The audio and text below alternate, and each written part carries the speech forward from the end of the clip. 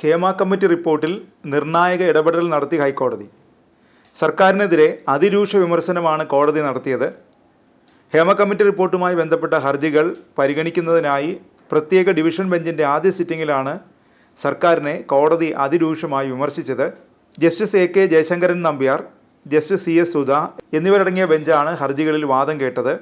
Hema committee റിപ്പോർട്ടിൻ്റെ അടിസ്ഥാനത്തിൽ കേസെടുക്കുക, അന്വേഷണം CBIക്ക് കൈമാറുക തുടങ്ങിയ ആവശ്യങ്ങൾ ഉന്നയിച്ചുള്ള വിവിധ ഹർജികളാണ് പ്രത്യേക ബെഞ്ചിന് മുന്നിലെത്തിയത്. എന്തുകൊണ്ടാണ് ഇത്രയും കാലം സർക്കാർ ഹേമ കമ്മിറ്റി റിപ്പോർട്ടിൽ മൗനം പാലിച്ചതെന്നാണ് ഹൈക്കോടതി ഡിവിഷൻ ബെഞ്ചിൻ്റെ സർക്കാരിനോടുള്ള ചോദ്യം. ഹേമ കമ്മിറ്റി റിപ്പോർട്ടിൻ്റെ പുല്ലും നഖവും തകർത്തുന്ന ആരോപണം നേരിടുന്ന സർക്കാരിന് ഇരട്ടി പ്രഹരമായി കോടതിയുടെ വിമർശനം. റിപ്പോർട്ടിൽ ഇതുവരെ സർക്കാർ എന്ത് നടപടി സ്വീകരിച്ചുവെന്ന് ചോദിച്ചുകൊണ്ടാണ് ഹൈക്കോടതി പ്രത്യേക ബെഞ്ച് സർക്കാരിനെതിരെ വിമർശനം തുടങ്ങിയത്.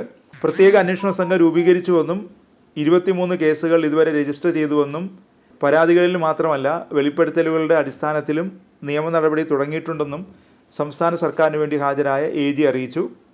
എന്നാൽ ഇത്രയും കാലം എന്തുകൊണ്ട് സർക്കാർ മൗനം പാലിച്ചുവെന്നും സംസ്ഥാന സർക്കാരിന് റിപ്പോർട്ട് നേരത്തെ കിട്ടിയതല്ലേ എന്നും ഹൈക്കോടതി തിരിച്ചടിച്ചു. അത് പ്രസിദ്ധപ്പെടുത്തണമെന്ന് പറയുന്നില്ല, റിപ്പോർട്ടിൽ അപ്പോൾ തന്നെ നടപടി സ്വീകരിക്കാമായിരുന്നല്ലോ എന്നുമാണ് കോടതി നിരീക്ഷിച്ചത്.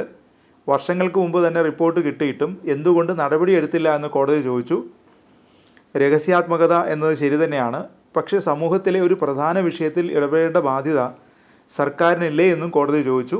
വർഷങ്ങൾക്ക് മുമ്പ് തന്നെ റിപ്പോർട്ട് കിട്ടിയിട്ടും സർക്കാർ ചെറുവിരലെങ്കിലും അനക്കിയോ എന്നും കോടതി ചോദിച്ചു. സിനിമാ മേഖലയിലെ പ്രശ്നങ്ങൾ പഠിക്കാനാണ് കമ്മിറ്റിയെ നിയോഗിച്ചതെന്നായിരുന്നു ഇതിന് AGയുടെ മറുപടി. കേരളത്തിൽ സ്ത്രീകൾ എന്നത് ന്യൂനപക്ഷമല്ലെന്നും ഭൂരിപക്ഷമാണെന്നും കോടതി നിരീക്ഷിച്ചു. അവർക്കൊരു പ്രശ്നം വന്നാൽ ഉടനടി നടപടിയെടുക്കാൻ സർക്കാരിന് ബാധ്യതയുണ്ട്. സിനിമാ മേഖലയിലെ പ്രശ്നമായി മാത്രം ഇതിനെ കാണാനാവില്ല. സമൂഹത്തിൽ സ്ത്രീകൾ നേരിടുന്ന പ്രശ്നമായി സർക്കാർ റിപ്പോർട്ടിനെ കാണണമായിരുന്നുവെന്നും കോടതി നിരീക്ഷിച്ചു. എന്തുകൊണ്ട് സർക്കാർ അടിയന്തര നടപടി സ്വീകരിച്ചില്ല? അതിനാണ് രാജ്യത്ത് നിയമങ്ങളുള്ളത്, അതിനനുസരിച്ചാണ് സർക്കാർ ഉണർന്ന് പ്രവർത്തിക്കേണ്ടിയിരുന്നത്, കോടതി വ്യക്തമാക്കി.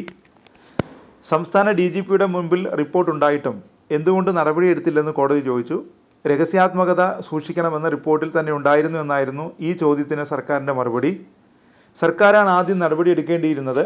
പരാതിക്കാർ വന്നാലും വന്നില്ലെങ്കിലും സർക്കാരാണ് ആദ്യം നടപടിയെടുക്കേണ്ടിയിരുന്നതെന്ന് കോടതി വ്യക്തമാക്കി. അന്വേഷണവുമായി ബന്ധപ്പെട്ട് അന്വേഷണ ഉദ്യോഗസ്ഥർ മീഡിയ ബ്രീഫിംഗ് പാടില്ലെന്നും രഹസ്യാത്മകത സൂക്ഷിക്കണമെന്ന് ഹൈക്കോടതി നിർദ്ദേശിച്ചു. പരാതിക്കാരുടെയോ പ്രതികളുടെയോ വിവരങ്ങൾ പുറത്തുവിടരുത്, മാധ്യമ വിചാരണ പാടില്ല, മൊഴി നൽകിയവർക്ക് പരാതിയില്ലെങ്കിൽ അന്വേഷണം അവസാനിപ്പിക്കാമല്ലോ എന്നും കോടതി ചോദിച്ചു.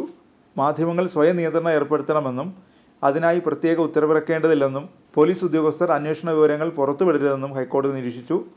പ്രത്യേക അന്വേഷണ സംഘത്തിന് ഹേമ കമ്മിറ്റി റിപ്പോർട്ടിൻ്റെ പൂർണ്ണരൂപം കൈമാറാൻ കോടതി നിർദ്ദേശം നൽകി. അതിനുശേഷം മാത്രമേ മുദ്രവെച്ച കവറിലുള്ള പൂർണ്ണ റിപ്പോർട്ട് തങ്ങൾ തുറക്കൂവെന്നും ഹൈക്കോടതി വ്യക്തമാക്കി. തുടർ നടപടിയെടുത്തോ എന്ന് അടുത്ത സിറ്റിംഗിൽ പരിശോധിക്കുമെന്നും കോടതി അറിയിച്ചു. മാത്രമല്ല, പ്രത്യേക അന്വേഷണ സംഘം തിരക്കിട്ട് നടപടികളിലേക്ക് കടക്കരുതെന്നും കോടതി നിർദ്ദേശം നൽകിയിട്ടുണ്ട്. ഓഡിയോ സന്ദേശങ്ങൾ റിപ്പോർട്ടിൻ്റെ ഭാഗമാണെങ്കിൽ അതും ഹാജരാക്കണമെന്നും കോടതി നിർദ്ദേശിച്ചു. ഹൈക്കോടതി ഇടപെടലോടെ ഹേമ കമ്മിറ്റി റിപ്പോർട്ട് വീണ്ടും സജീവ ചർച്ചയായി മാറുന്നു. റിപ്പോർട്ടിലെ പുറത്തുവിടാത്ത ഭാഗങ്ങളുടെ കാര്യത്തിൽ കോടതി എന്ത് നിലപാട് സ്വീകരിക്കുമെന്നാണ് ഇനി കണ്ടറിയേണ്ടത്.